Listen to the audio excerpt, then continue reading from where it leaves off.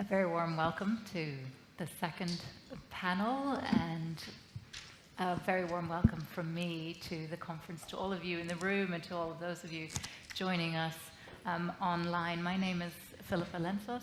I'm a social scientist based at King's College London. I'm also co-director along with Jesse Bloom for this Pathogens Project. It's very exciting to finally see you all here in the room. It's been a long time in the planning, and I'm glad we've got off to such a great start. With me on the panel today, we have Sam Bonti-Ankomah at the end. We have Alex Demarsh. We have Adedeji Ebo. We have Stephanie Norlock and Emmanuelle Tuerlings. Our panel will be focused on global biorisk management. The panel just before us already got us off to a great start in thinking about biological risks, of which there are many and many different kinds. The previous panel talked about biorisks in the future primarily. This panel will talk about biorisks in the present. And the way we think about biological risks generally is risks related to safety. So how do we operate safely in laboratories? How do we make sure we don't infect ourselves and others in our community? It also relates to security. How do we make sure we secure the pathogens that we're working with? And it also relates to dual use. Dual use is one of these incredibly difficult terms to wrap heads around. I think of this generally as relating to the possibility of repurposing the science for alternate uses, potentially for nefarious uses. Another way in which to think of dual use is in terms of capacity building and competition when it comes to capacity building and building capacities in countries in terms of, for example, infrastructure, lab infrastructure, scientific expertise, and the possibilities that this enables for misuse. So that's a little bit about how we think about biological risks. Risks cannot really be eliminated. We can't bring these risks down to zero, and this is why we talk about management. So the focus of our panel is biorisk management. How do we deal with this variety, this plurality of risks as a global community? And current efforts at dealing with this are, there are current efforts. That is the one good aspect of this. There are lots of current efforts at dealing with biological risks. And there are institutions, global institutions, that deal with this. There are informal ones and there are formal ones. Some of those institutions are present on the panel with us today. We've got the WHO present. We have the UN Office of Disarmament Affairs present. We have the International Experts Group for Biorisks and Biosafety Regulators present. We have the International Federation of Biosafety Associations. We have private industry present on this panel, and there are many other institutions that also try to tackle biological risks with us in the audience. So there is this whole range of views that are present. So over the next 70 minutes or so, 68 as the clock is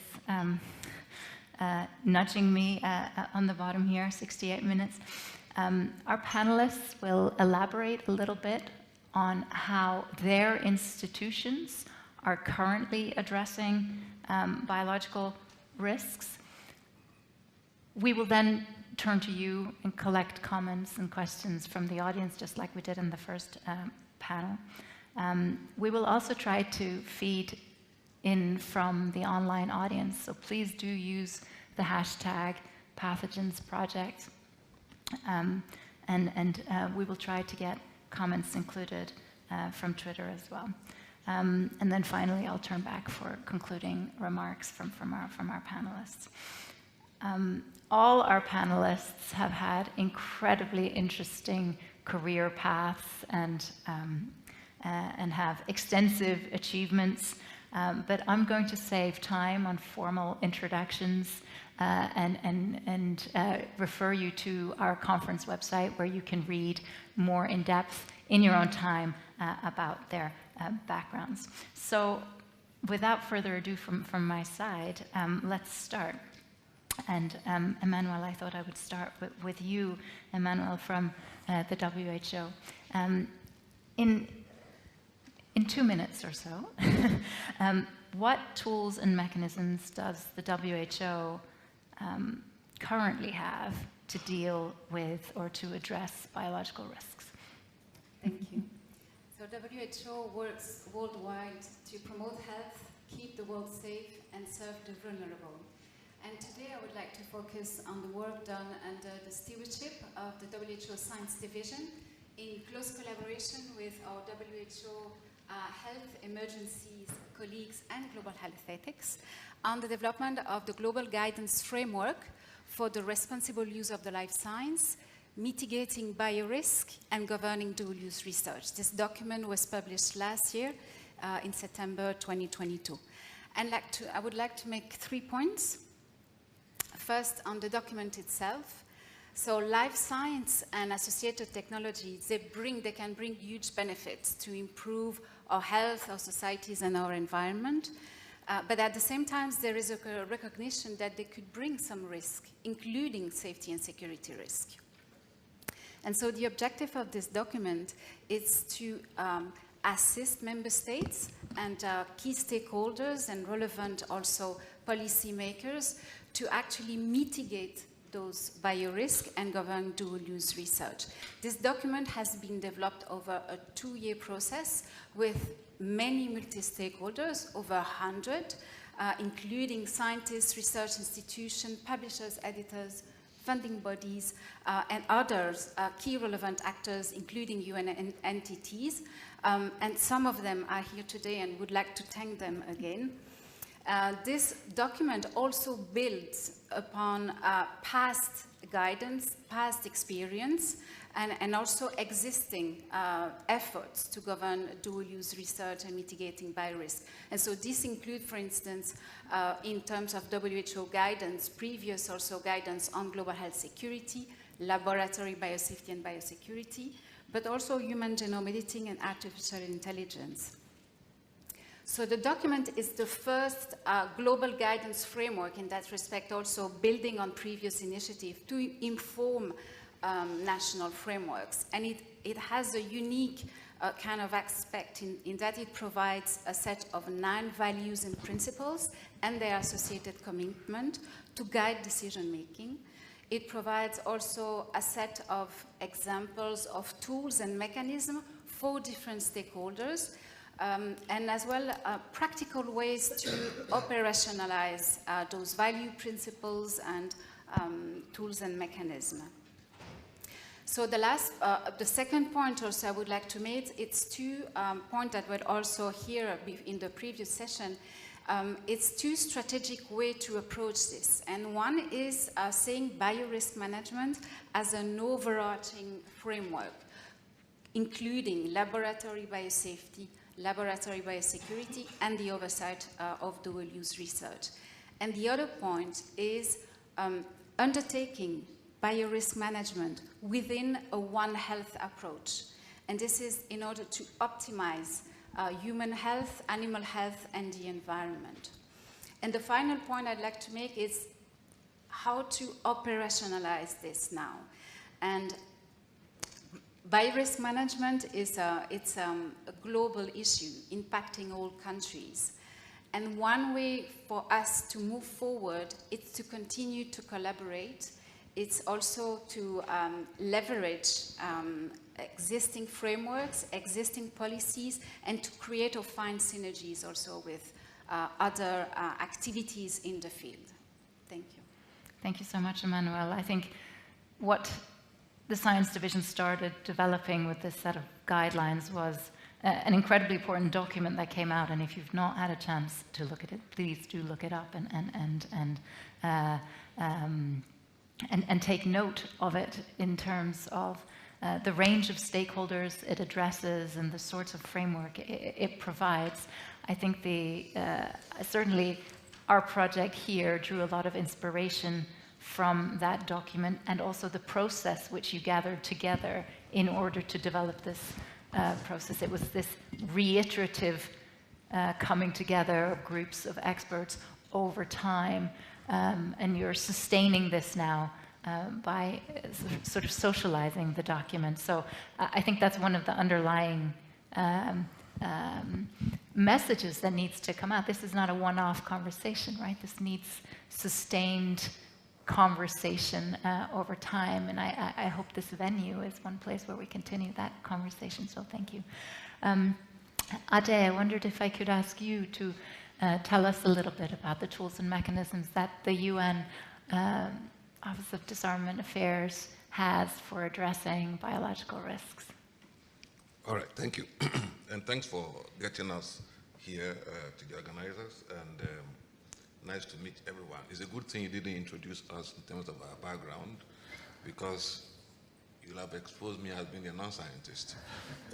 So ever since I was in school, I've been a bit intimidated by science, yet here we are. In terms of United Nations Office for Disarmament Affairs, our role basically is that of a convener, and in terms of norm setting, we have, I believe, the architecture, if you like, for biorisk management in the UN is resting on maybe a tripod of 3 key instruments. The first one is the 1972 Biological Weapons Convention that many may know of. Now, the thing about the BWC is, I think it's fair to call it perhaps the holy grail of human conscience, because it states that the use of biological weapons is repugnant to the conscience of mankind. It prohibits the development, the production, acquisition, the transfer, the stockpiling, and the use of biological and toxin weapons. There are, I believe, 185 signatories. I'm not aware of many treaties that have such a truly universal membership. It is supported by what we call an implementation support unit.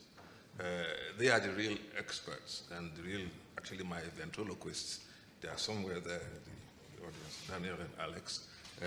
They do very good work in terms of, supporting the BWC. So in terms of this tripod of architecture I was talking about, the BWC is the main pillar, if you like. It is also the foundation of many other instruments, many regulations, laws, and standards that I'm sure you've heard of. And its emphasis, really, and the principle it underscores, and I think we should continue to underscore, is that the use of disease as a weapon should be completely out of the question as a principle. Now, in terms of the BWC's more recent history, we had the 9th review conference of the BWC. I think this was in December last year. It was a relative success, particularly in an era in which, when it comes to multilateral discussions nowadays, countries are often not able to agree on anything. But in terms of the WC, and I think perhaps thanks to the wake-up call of COVID-19, we're able to have some success. They were able to agree on the establishment of a new substantive area of work for 2003 to 2026. That program of work would expect them to meet every year, 15 days every year. And I think one of the key achievements also of the RevCon is the establishment of a working group on the strengthening of the working of the convention. They agreed on 7 areas that they should be working on for the next 3 years, but I'm not going to go into those 7 areas to save time. Now, the second instrument, if you like, in this tripod is what we call the United Nations Security Council Resolution 1540 of 2004. And here it's about actually focusing on the possible use of weapons of mass destruction, including biological, by non-state actors, particularly terrorist groups. And what 1540 does is to ask all states to refrain from providing any form of support to non-state actors to develop, to acquire, to manufacture, to possess, to transport and transfer, or use nuclear, biological, or chemical weapons for terrorist purposes. Its mandate was extended for another 10 years, actually fairly recently, in November last year, for another 10 years. And it adopted its 20th program of work for the next year up till, I believe, January next year. And there are 4 pillars to its work. The first one is national implementation. The second is assistance. The third is cooperation with international, regional, sub-regional organizations. And the fourth is transparency and outreach. Now, we as ODA, we organize activities in support of that resolution, including through regionally coordinated approaches to implementation of the resolution. You would imagine that there are regional variations in terms of both context and capacities. So we try to create, if you like, a level playing field in the capacities of those regional presences that we have. Also, they work through, they do a lot of peer reviews and awareness creation. Now, the third in this tripod is the United Nations Secretary General's mechanism for investigation of alleged use of chemical or biological weapons, the SGM as we call it. Now, all members can report alleged use to the Secretary General's mechanism, and the SG has the authority to launch an investigation into that allegation. It is not a standing mechanism. Actually, it is composed of a roster of experts and laboratories. Right now, I think there are over 500 experts on the roster and over 80 laboratories. You would imagine that, given that this is universal and global, there is perhaps uneven capacity in terms of what experts and the labs can do. So in terms of our role as the custodian of the roster, part of what we do is to organize activities beyond outreach, but also training of nominated experts to make sure that we have a minimal level of capacity among the experts. So we have exercises for these laboratories. For example, there's a SPEES lab workshop that's going to happen in June, I believe, here in Switzerland. And there's a Ref Bio exercise workshop due for May as well. There is, in support of the SG's mechanism, what is called a group of friends, member states, which include Canada, UK, and I believe Switzerland. So I'll leave it there. I think my 2 minutes is done. Thank you. Thank you so much, Ade, and you are very welcome to be here. You are important stakeholders. It's not just scientists. We're also very important to have all the stakeholders present, including your 2 ventriloquists in the audience. We've now heard from 2 of the very formal organizations that are part of the international biorisk management landscape, the WHO and the UN Office of Disarmament Affairs. And Ade, I think you very clearly laid out this tripod, as you called it, that you deal with, the BWC working for related to biological weapons and states, 1540 focused on non-state actors and terrorists in the UNSGM, this mechanism that the UN Secretary General can draw on if there ever is a biological weapons attack and it needs investigation. Both of your organizations, as you underlined, have this role as conveners and standard setters, and it's important that or norm setters, and it's important that these are living standards, I think, continually updated, which is why the work that you do is so important. We're now going to turn to some of the more informal institutions that are part of the kind of the global biorisk management landscape. And Stephanie, I'd like to turn to you because this is where we get a little bit more operational. And if you could tell us a little bit about the work of IFBA and the kind of very concrete things that you're doing to address biological risks in the field. Absolutely. Thank you, Dr. Lensos. So for the colleagues that preceded me, their points seem to come in sets of threes, and I'll be no different. I have 3 solid points to present in that regard. And the first is a little bit of a description of what the International Federation of Biosafety Association is as an organization. And we are a not-for-profit, non-governmental organization that is composed of almost 50 member national and regional biosafety associations around the world. And as Dr. Lensos mentioned, it's a little bit more oriented towards practitioners. However, I must emphasize that our member associations are not just composed of biosafety officers, but they're also composed of policymakers, bioarchitects, researchers, so on and so forth. And so our national and regional associations are very relevant to the varying regional biosecurity landscapes that are relevant to dual use concerns around the world. I'll also mention that in addition to our member associations, we also have multiple like-minded observer organizations that help us achieve our mission, and those organizations do include the WHO and the BWC-ISU.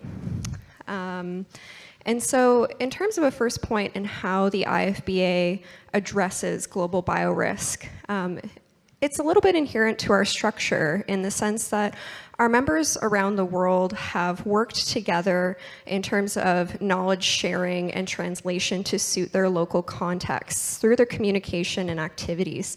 And this is really important when we consider evolving risks, especially when you consider policies being translated off of paper into practice over the long term, making sure that those practices are suited to the capacity and also of the norms and priorities of different regions. A really good example of how those regions worked together and knowledge shared was during the early days of the COVID-19 pandemic, when a lot of laboratories around the world were lacking a little bit of direction and information with regards to how to treat samples for either diagnostics or research purposes. Our global network sort of fell together online, at first through informal networks, on IFBA Facebook pages, and then it evolved into an online portal with help from Global Affairs Canada, or rather generous support from them. And through that, they were able to kind of get practitioner to practitioner support for where there was little evidence that existed. And I think that was a really big success. An additional example, I would say, would be through the, again, knowledge sharing, where different associations are responsible for specialized professional development. So developing training for our professional certifications in biorisk management, as well as biosecurity, and most recently and relevant to dual use research of concern is cyber biosecurity and biological risk assessment. And so while us at IFBA do not perform trainings, our member associations do, and often lend these tools and resources to other associations, which really helps kind of build not just international networks of biosafety champions that can disseminate knowledge locally, which includes multiple professional sectors in government, research labs, industry, so on and so forth. But they can also, I suppose, evolve best practices and communicate with each other, which I think is really great. My second point revolves around professional development, like I was just talking about with our new certifications. We are very focused on not just focusing on the bread and butter checklist biorisk management, but we're very much embracing these emerging biorisks and looking to biorisks of the future, especially as one of our introductory keynotes was mentioning, it's not just about handling biological materials anymore, but it's also about information hazards and dual use of technology. And a final point, which is a little bit closer to my own portfolio, is about ensuring that underrepresented professional communities in biosafety and biosecurity professional fields have equitable access to information and equitable access to meaningful participation in work. And what I mean by this is essentially populations such as women and youth who may be underrepresented in local disarmament fora or decision-making capacities, they perceive risk differently, they have different priorities, and they have a lot of ideas that they want to bring to the table. And this has been reflected in limiting emerging research, a good example being attitudes towards antimicrobial use and alternatives. And it's necessary that we allow them to essentially have this meaningful participation to ensure that the collective perception of risk and responsibility for mitigating it is ensured. And I'll leave my points with a continuance of the analogy that was used in our introductory keynote during lunch of the lamppost. Driving down the highway with all of the lampposts, I kind of see our international network, or us as a collective, as all of those little lights that light up along the runway, guiding a plane to take off. And alone, they blink, and that's great, but it's that synchronous multitude of lights that really gets us to take off and to progress as a society. But we need to make sure that all of those little lights are synchronous and that they're included and that they all have a power source and they need what they need to work. So in any case, I suppose I could summarize all of my points as IFBA is very invested in producing or in facilitating the cultivation of a competent, sustainable workforce in biosafety and biosecurity that is suitable to their local contexts. Thank you. Thank you so much, Stephanie. I absolutely love this quote of synchronous, or this metaphor of synchronous multitude of lights down the runway. That's absolutely what we need to be aiming for, and the service that your organization is providing in terms of equitable access to fora, in terms of providing this professional development, certification. All of this so incredibly important. We heard in the first panel about the importance of education and awareness raising and training. These are the guys that are doing that globally. So an incredibly important player in terms of global biorisk management. There's another player that's still building, but we're hoping you will expand. Sam, this is the not the trainers, not the educators or the professional certifiers. These are the regulators.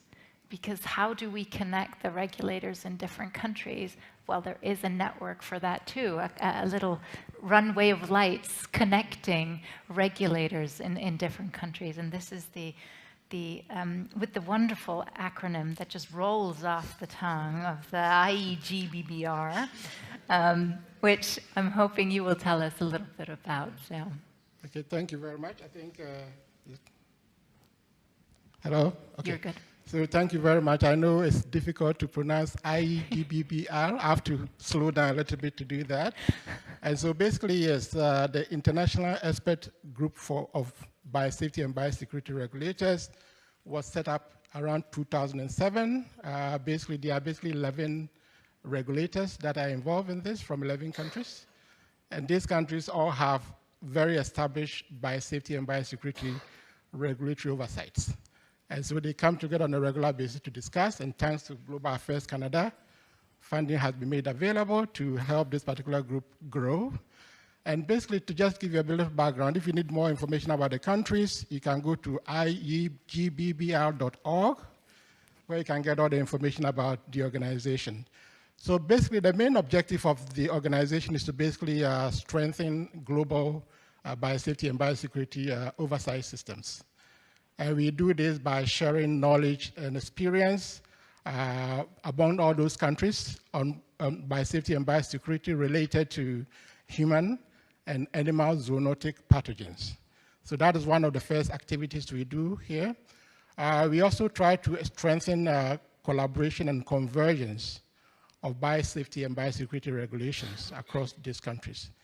And then finally, we do provide capacity building materials that can be made available to any other country that would like to actually develop or strengthen their oversight systems. Okay?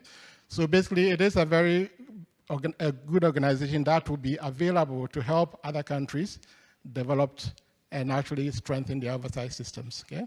At this particular moment, we do have certain things that have been done already that have been posted on the website. If anybody is interested, you go to iegbr.org, you can get all that information. First of all, when the COVID hit, we tried to get together to establish some kind of information gathering to talk about how individual countries went about trying to address the challenges related to biosafety and biosecurity as a result of COVID-19. So there's a document that has been put together to actually document all the activities and challenges that individual countries face and how they address that. So again, that has been published, available as well. And secondly, we also did a compendium of biosafety and biosecurity regulations, oversight systems across all these 11 countries. And again, we also recently developed the a dual use and life science program, which basically brings together all the activities that these individual countries are undertaking to deal with dual use and life sciences. Okay? So again, these are all being put in what we call a mobile app.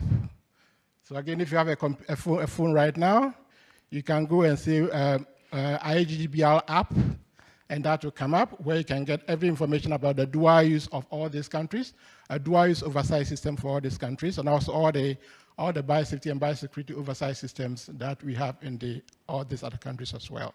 So that information is available in the mobile app, people can have access to. Right now, thanks to Global Affairs Canada, we are trying to expand our scope to ensure that we can provide more capacity building to developing countries.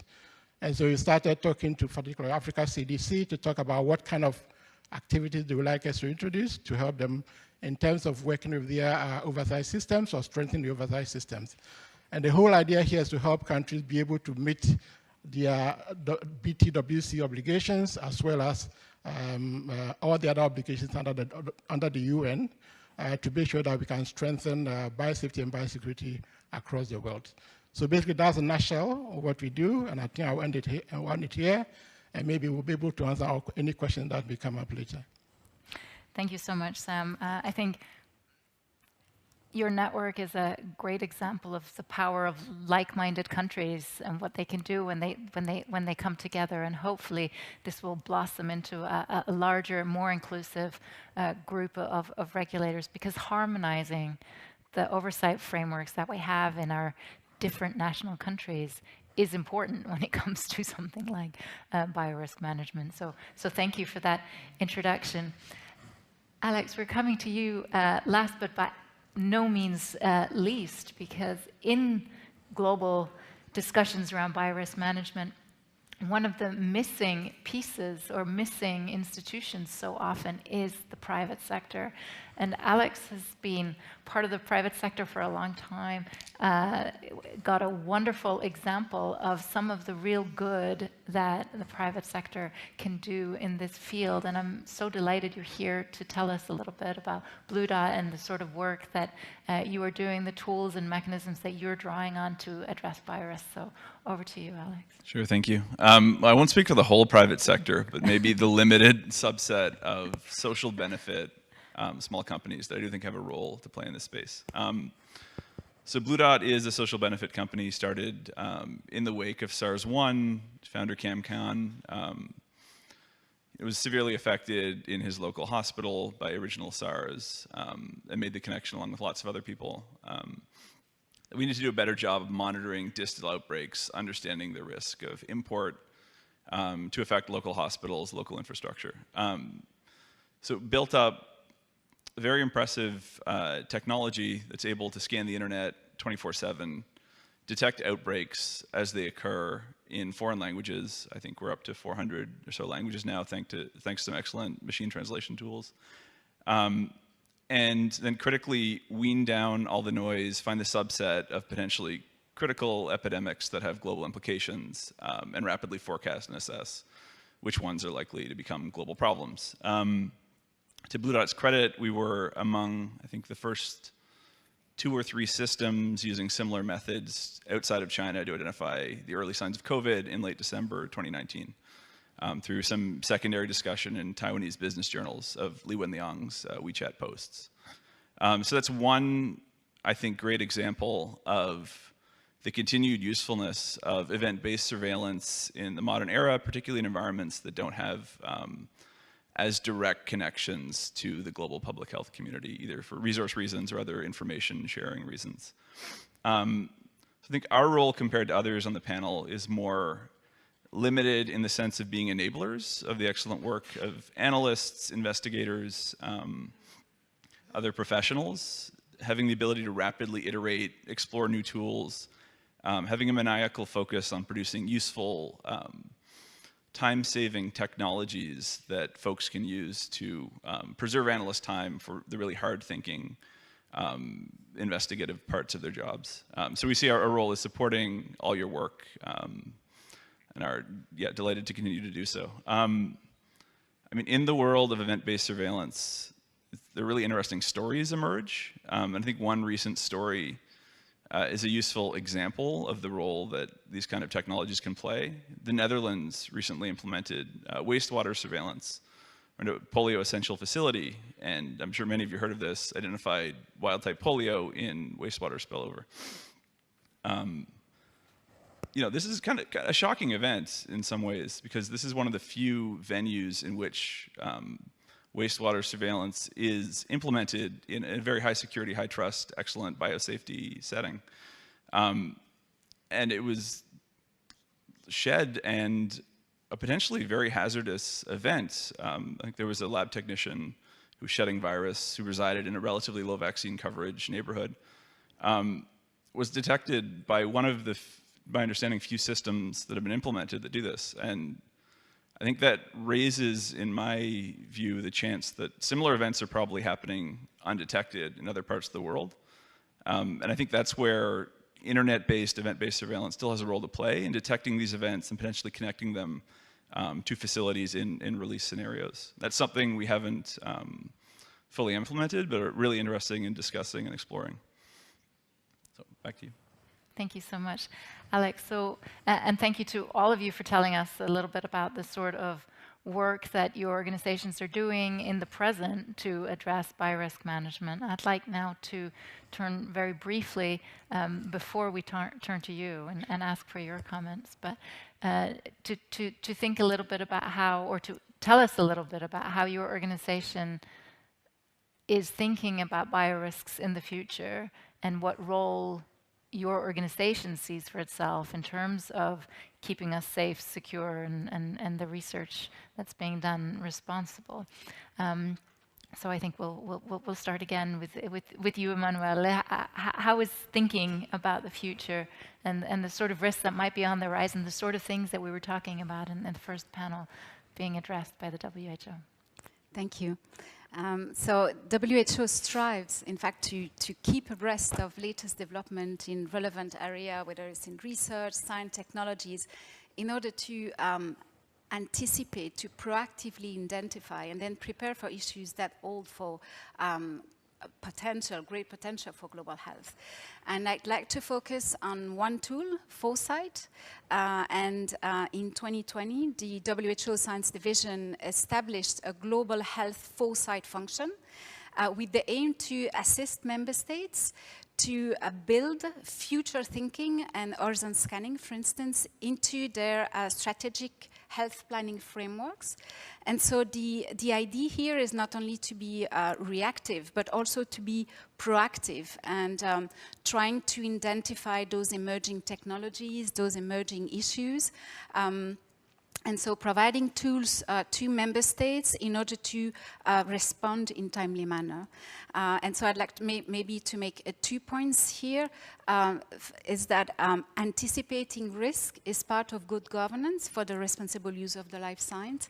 And so as the new technologies emerge, as there are advances, the landscape also of risk will evolve. And so it's important to have governance systems that are flexible, that are enduring, and foresight applied to a biorisk, to the governance of biorisk, is one tool that could be used to have those governance framework more proactive, more flexible, more enduring. So what does that mean in practice? I can give you just a few examples. Foresight is a guidance on how to use foresight that has been published recently on our webpage. There is also a training on foresight that is available on Open WHO. And in this module, in this training, there is a module applying foresight to the governance of dual-use research and biorisk. A second example is in the framework that was introduced earlier. There are also 7 scenarios. And these 7 scenarios are aimed to assist different stakeholders to also think about action in the present that would help them to face different plausible future. And the last point, the last example is also in 2021, there has been the publication of an international horizon scan on dual-use research in the life science. And this publication is also available on our webpage. Thank you. Thanks, Emmanuelle. Actually, that resonated, I think, very well with what something that Claire was saying in the opening panel about how it should be a standard for every scientist to be able to justify why they would do a risky research. And here you are setting a standard for an organization to say that part of good governance, part of responsible science is anticipating future risks. So I think this is nice to see some of these resonances. Ade, I wonder if we could ask you how the UN is considering future biological risks that are coming on the horizon. Thank you. In terms of the UN, the first thing we want to do is to make sure that we preserve what we have, and by which I mean that we are able to protect the existing instruments. The research is evolving, it's not static, and we also have to move along with it. So that's the first priority, to make sure that the instruments that we have are fit for purpose. The second is to ensure as much as possible a more holistic approach to biorisk management. Now, you may have heard about the new agenda for peace that is being pushed by the organization, which actually is a response to the current threat that we have, but also the emerging threat and the new domains, including biological. And here, there's a proposal to establish what is called an emergency platform. Now, the emergency platform is not going to be some new body or organization. I know that people have no more patience for new institutions within the UN framework, so we are not going to create one.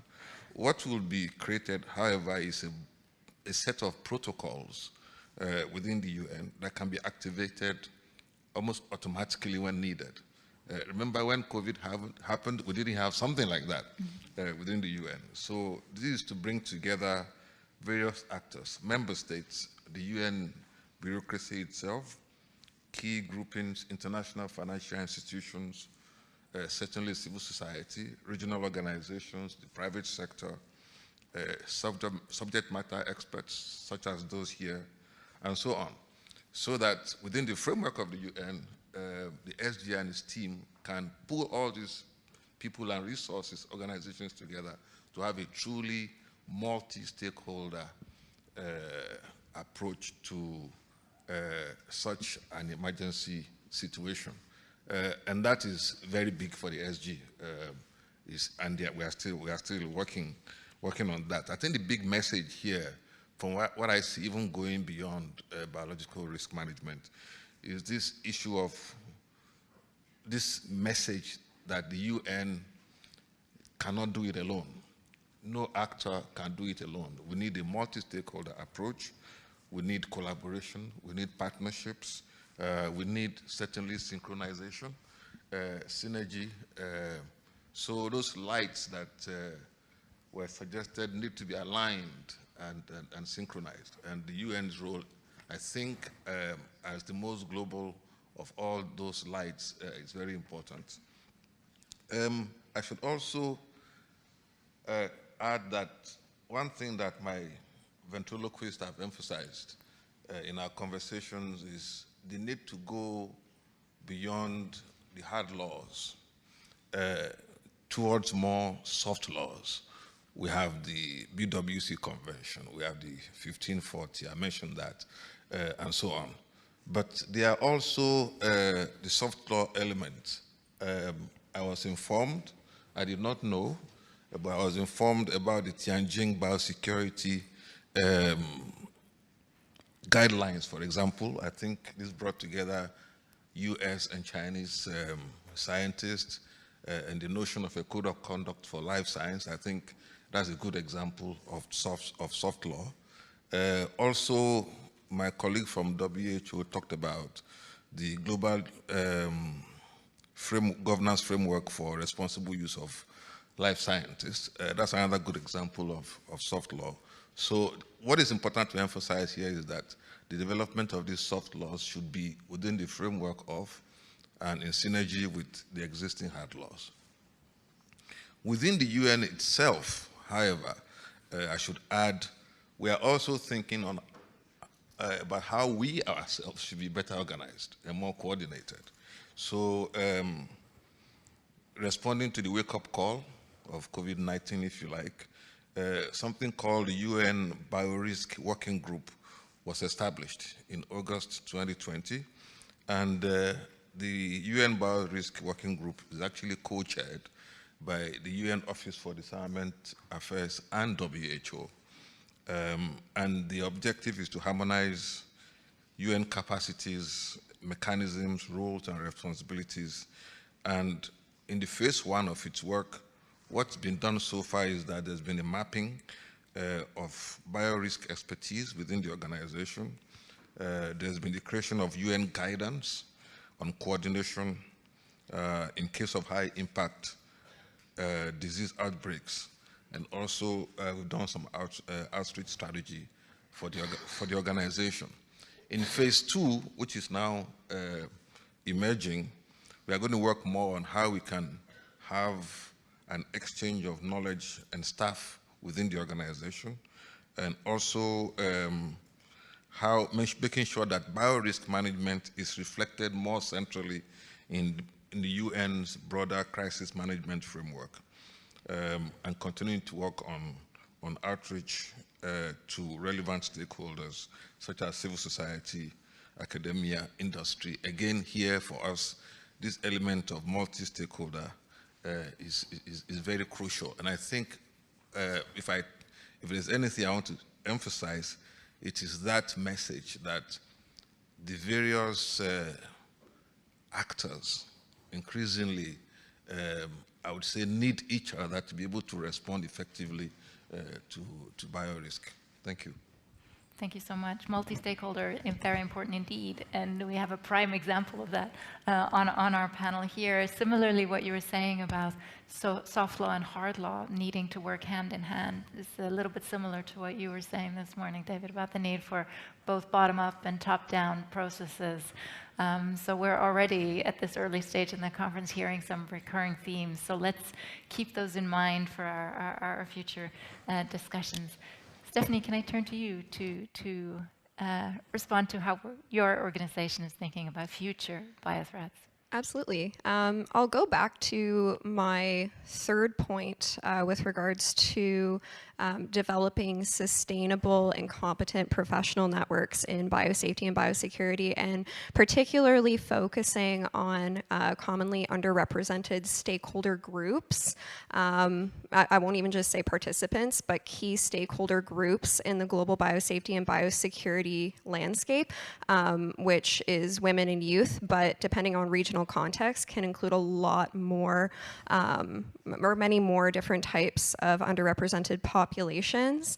And before I speak about my organization, I'll kind of lead with a positive point about some other organizations doing really good work in this regard, emphasizing these populations' inclusion and having them be an example for responsible use with biological materials. One of them is UNODA's Youth for Biosecurity initiative, integrating youth that are interested in biosecurity that are in life sciences or policy spheres into basically collecting and disseminating key priorities that youth have for responsible use of science and technology moving forward.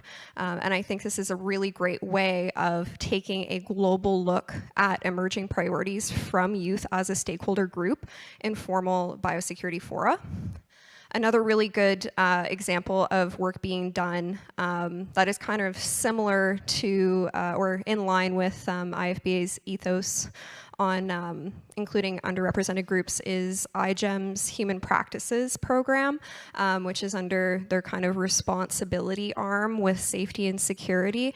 And essentially, the perspective there is to ensure that emerging projects that students create or that young people create in synthetic biology are responsible and that they equitably benefit all communities that may interact with it or that risk is mitigated in a similar way. A really, really nice example that they integrated into their programming for a responsibility conference that was held late last year was incorporating Indigenous perspectives on zoonoses, risks that are presented by emerging animal health threats.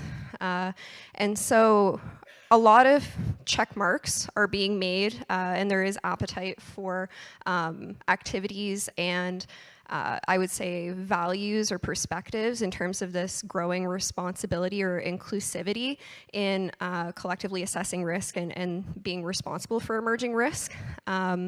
In terms of this inclusivity as it pertains to our own projects, one of the biggest points of feedback from our global membership was that biosafety and biosecurity, there needs more to be done to form a formal career path for biosecurity experts.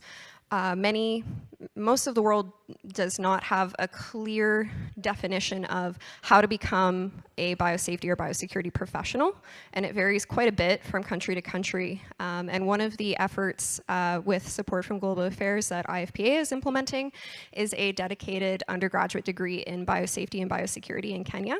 And this project is well underway with a lot of support from stakeholder groups internationally as well as locally.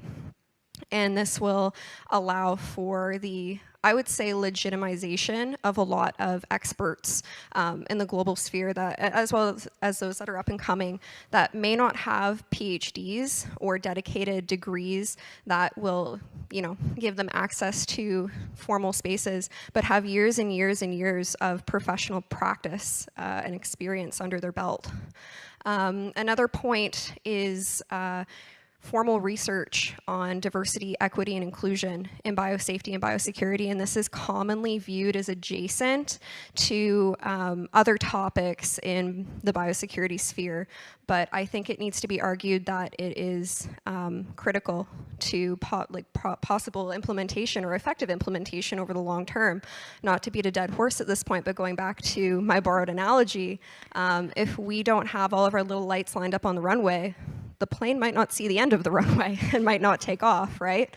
And so being able to have that robust collective perception of risk and diverse ideas on how to mitigate it is essential, and we need to include all of these underrepresented communities and professionals that reside within those communities in order to achieve this collective responsibility. And if we want to achieve collective responsibility, we have to acknowledge who is in that collective.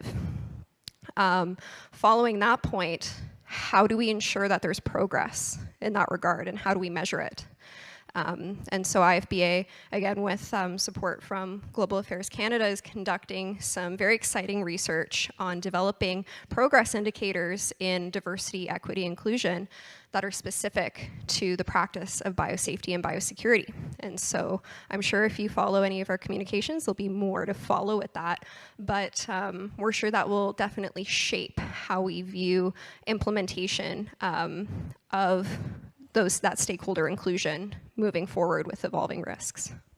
Thank you, Stephanie. Wonderful examples of some of that hard work and important work of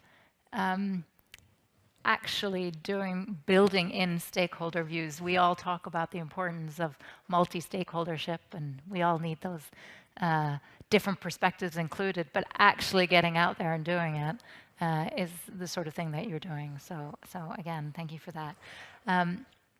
Sam, any thoughts about future biorisks at IEGBBR or perhaps in your national capacity?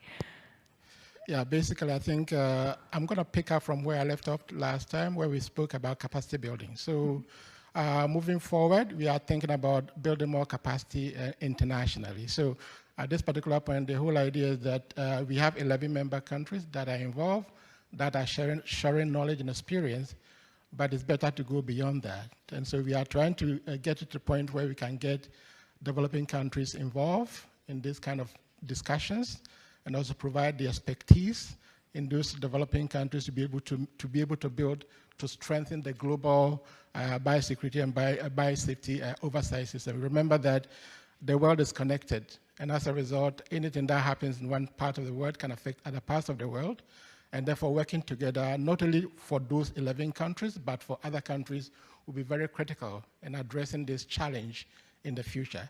So that's the first thing we are trying to think about, do that. So as I said earlier, we've already been in contact, thanks to CAC, we've already been in contact with Africa CDC to extend our expertise in terms of what is needed in order to build that particular capacity. We've been able to also document all the expertise that we have in the 11 member states that can be helpful to developing countries in actually building or strengthening their oversight capacities. That is the first thing we are hoping to do, and if we continue to get more funding, then we're going to extend it beyond CDC, Africa CDC, to other parts of the world, that South America and also Central America and also Asia Pacific is what we are also looking at in the future. Secondly, in the past, we used to have meetings with 11 member states. Again, in order to extend the capacity, we're trying to also invite other countries to be part of these particular meetings so that we can always discuss and share knowledge across the bigger group of people. So that's, again, another kind of activity we are hoping to undertake moving forward into the future. And then at this particular point, we also think about reporting surveillance systems as very important in order to mitigate risk. And so basically, at this particular point, we are working on projects that will actually bring together all the surveillance systems that exist in all these countries so that we can be able to share and also make sure that other countries can be able to use that to develop their own surveillance systems. So I'm talking about lab incidents notification systems that will help you actually try to determine what is happening and how to mitigate that, reduce those incident exposure and non-exposure incidents in those labs. And so there's a work going on, and that we expect that the output will come out by the end of August, where we are going to put together all the experience and surveillance system that exists in these 11 member states together as a capacity building tool that can be used for other countries to develop their own systems as well. So in a nutshell, those are the 3 items we are looking for. Remember, IGDBR depends on funding, so our outcomes are quite short term. It's not going to be into the next 2 years, but within this particular fiscal year I'm talking about at this particular time. Thank you, and it's really an important point, this point about funding, because we cannot do what we want to do without funding, and a number of you have already mentioned by name Global Affairs Canada, which is an incredibly important supporter in terms of global biorisk management, also supporting work at the WHO, at the UNODA. So funding, of course, is key to a lot of this. And tomorrow there will be a panel from Global Affairs Canada, where Global Affairs Canada is represented, and where we'll hear much more about their initiatives.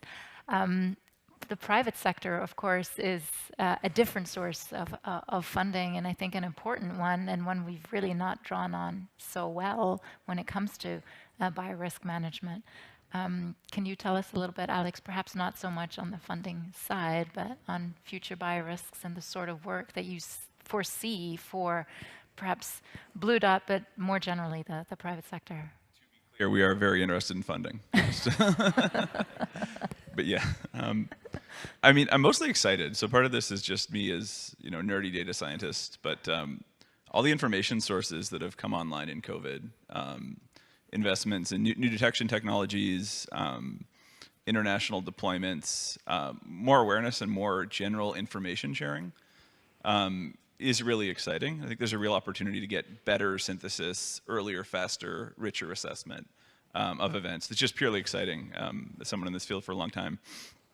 And then in parallel, a revolution in cognitive technologies like large language models. Scary elements, but also really exciting elements for useful upgrades for our public health and biodefense capabilities. I'm also excited for a bit of a lull in the, say, wartime discourse, particularly around interpretation of evidence. I mean, a lot of our job at Blue Dot is synthesizing, collecting information, but also translating it effectively for action.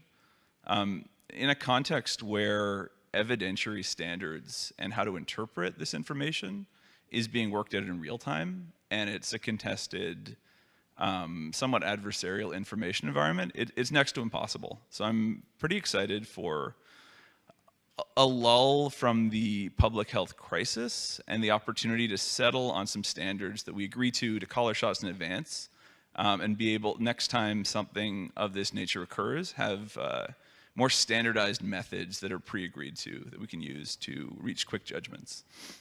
So overall, pretty excited about the future. That's what we want, excitement. I'm conscious of the time, and I really want to get a sense of the temperature of the room, some points from all of you. So what I'm going to do is to collect a whole range of questions, comments. Please keep them short. Please do introduce yourself. We've got about, I'm going to take an extra 5 minutes, so we've got about 8 minutes or so to collect your points, and I see there are already many in the room. So we'll start over on this side. If you briefly introduce yourself and try to keep your remarks as short as possible. Okay. Thank you. I'm Florence Demarsh. My question is for Alex. You mentioned Blue Dot's achievement, that you were among the first to pick up a signal of something going on in Wuhan. You mentioned a business website, and I think it's a Finance China website. And then I checked It was mentioned it was on December 30th. So my question is, did you try to retrospectively look for earlier signals? If so, did you find any? And if not, was December 30th the earlier signal your top-notch technology could pick that's a great question. I think Alex, we're going to hold. We're going to collect questions. Bear it in mind. Thank you. Next question will go to the back, in the middle.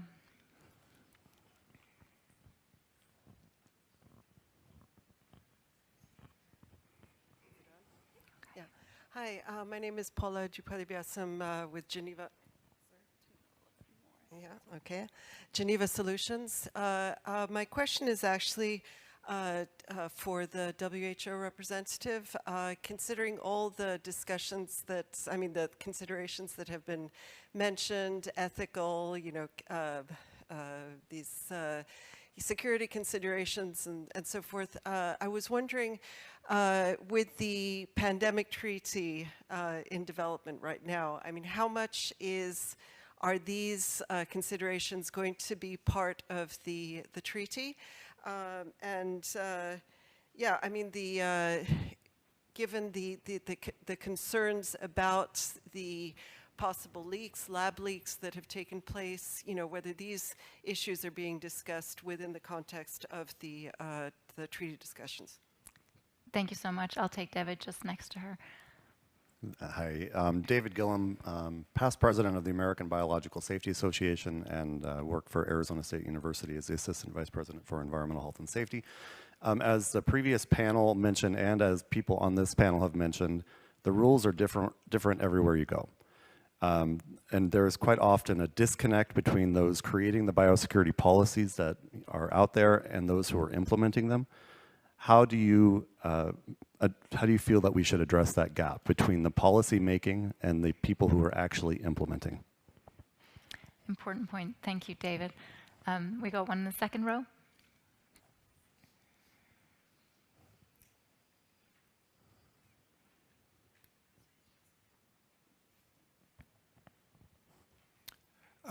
My name is Jonathan Latham, and I'm a virologist, and I have some sort of brief comments, really, rather than a question.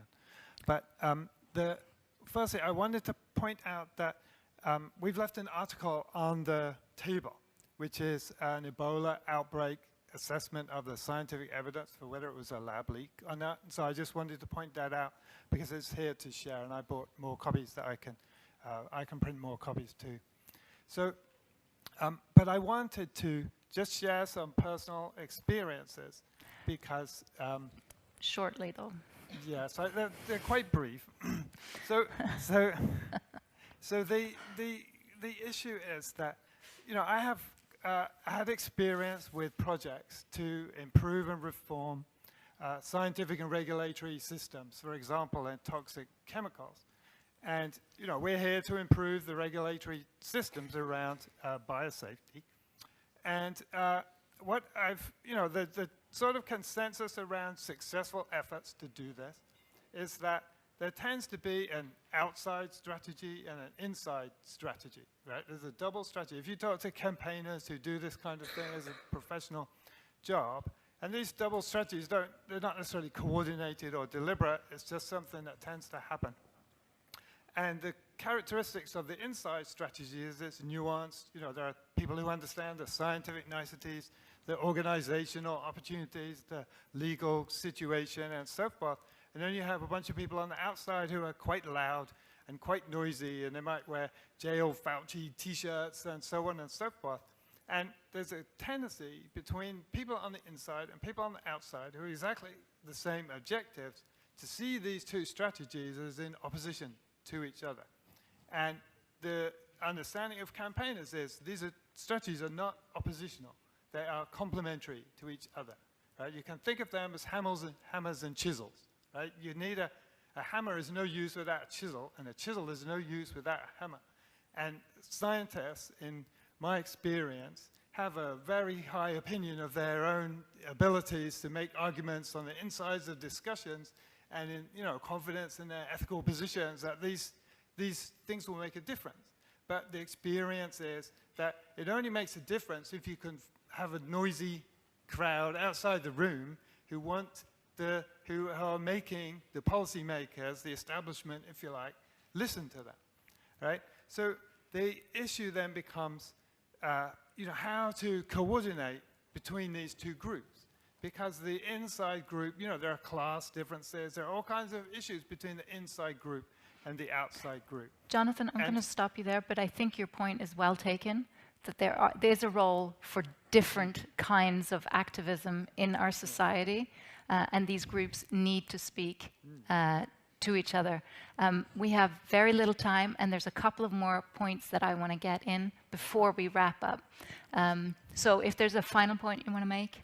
Well, I'm sorry if this is boring, Philippa, but the issue is that these two groups, there are essentially,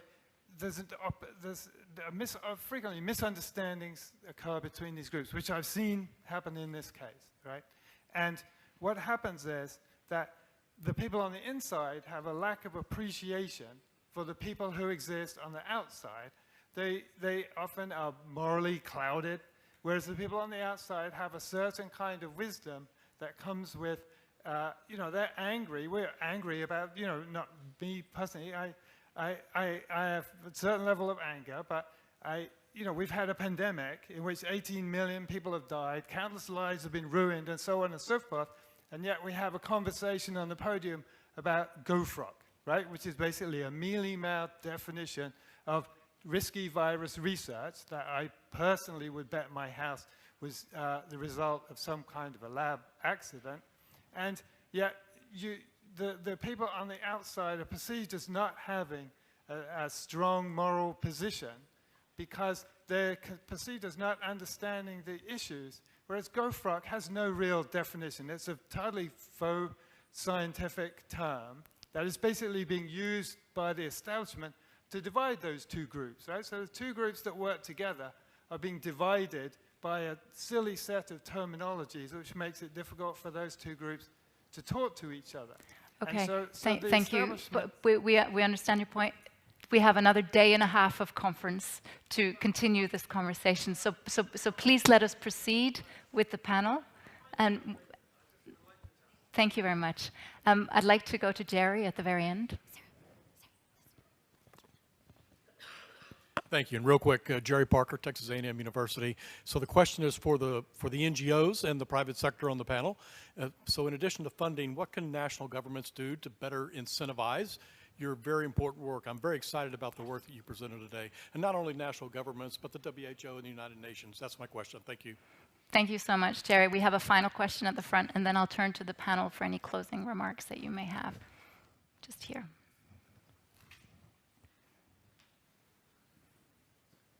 Thank you. My name is Shahid Jamil. I'm from Oxford. Question to something what Alex said about technology. You cited wastewater surveillance. Technology has done really well during the pandemic. Especially now we see how wastewater surveillance has been useful. But I think it's also important that during this period of lull, we don't become complacent and we continue to do the surveillance. Unless you have a baseline, you don't know when your spikes come. And so that's the one point I want to say.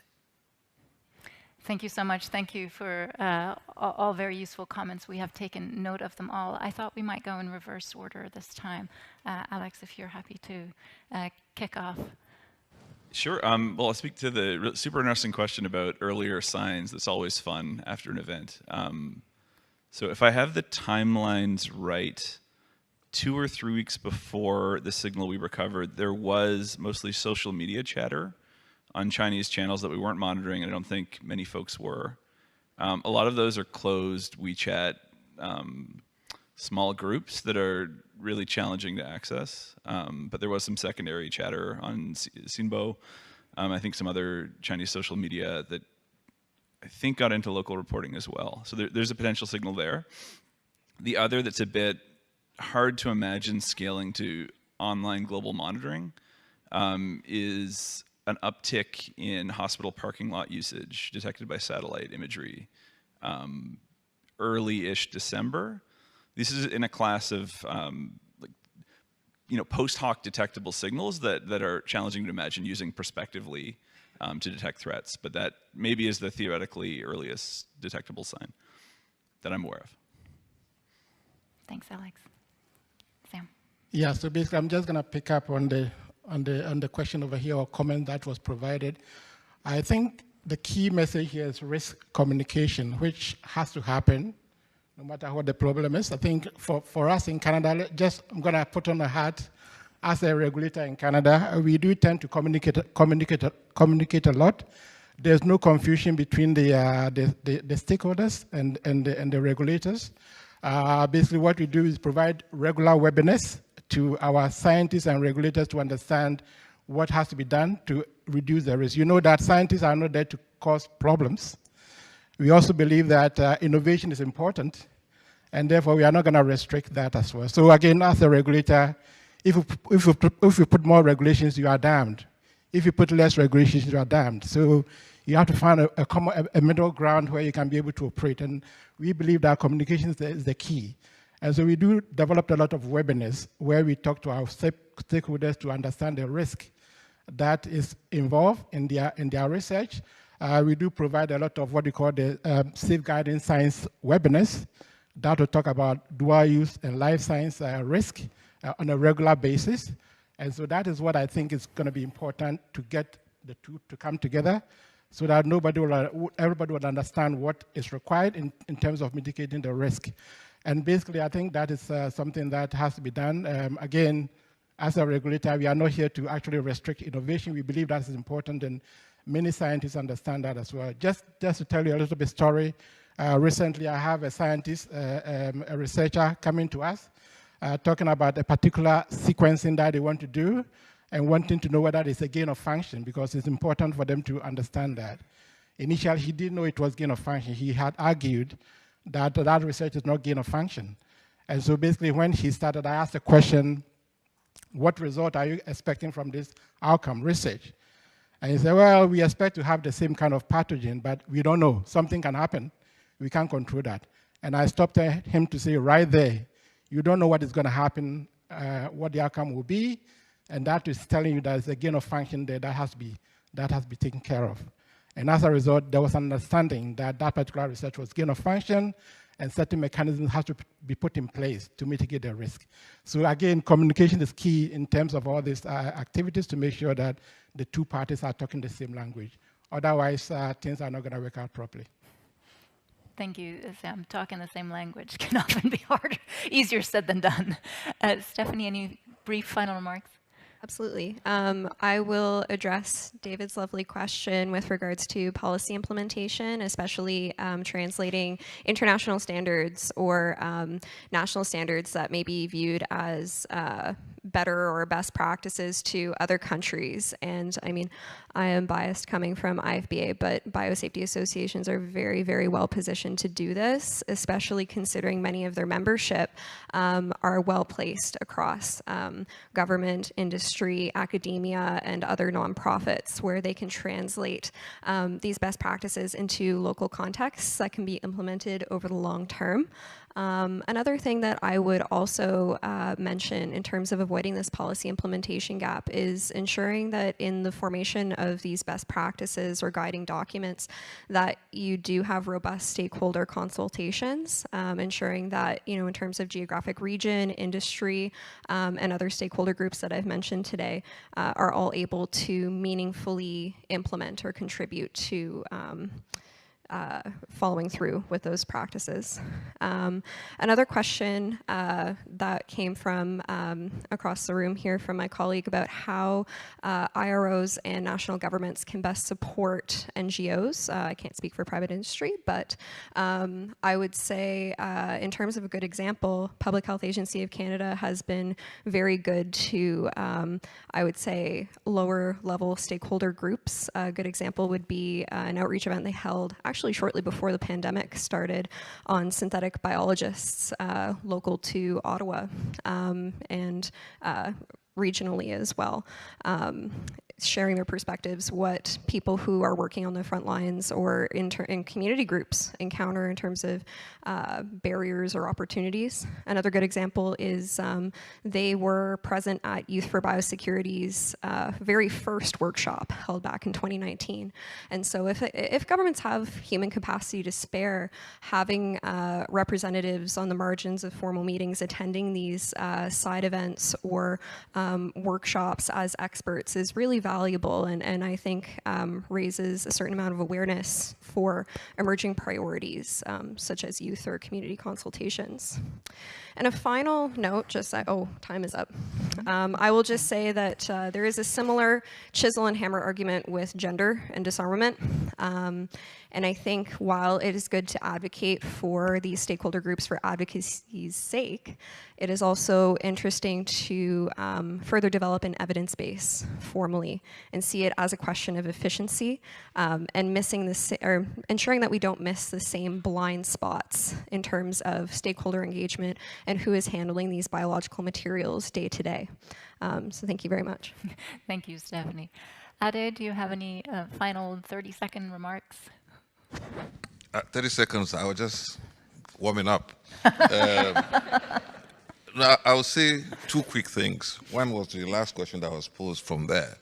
And to say that from what I pick up sometimes, it seems that in terms of some national governments, within those national contexts, I was referring to COVID as a wake-up call. Some, to be careful, political constituencies within those countries still seem to think that when the rain falls, it doesn't fall on their house. I think there's a need for national government, by which I mean those who are well-resourced, to realize that pathogens are not bullets. So with biorisks, it is a universal risk. So funding capacity building should be universally directed. Otherwise, it's going to come back to you. First point. Second and the last point is actually directed towards us and back to my ventriloquists. We have the emergency platform. We have the UN Biorisk Working Group, which we are using as instrument for this multi-stakeholder approach, I think the homework we have, and we are inviting all of you here, is to try to build that bridge between the United Nations and all other stakeholders, so that when there is the next, God forbid, any such bio incident, the United Nations is able to know who to call on, how to call on them, where they are located, so that this platform is able to function. So we are inviting you all to operationalize the multi-stakeholder approach of the UN. Thank you. Thank you so much. Emmanuelle, you have the final word. Thank you. So perhaps, do you want me to just to answer some of the points or just to provide final words? Just final words. Thank you. So I'd like also to just to re-emphasize some of the points that has been made here in the panel, but then also that have been made also in the presentations, that it is, biorisk management is a global issue impacting all countries. And so we have heard there's no one-size-fits-all, there's not a single approach.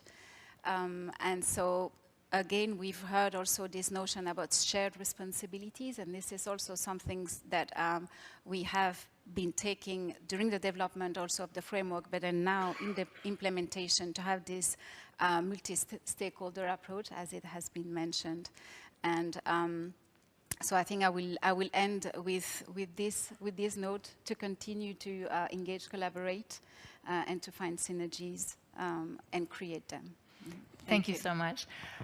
Friends, colleagues, ladies, gentlemen, you have been very patient, but I hope this panel has given you some insight into the very active work that is going on globally when it comes to biorisk management. For myself, I think my key takeaway is that there is still scope for some collective strategizing between all these institutions, bodies, networks, and to draw on these synergies, as you were saying, Emmanuelle.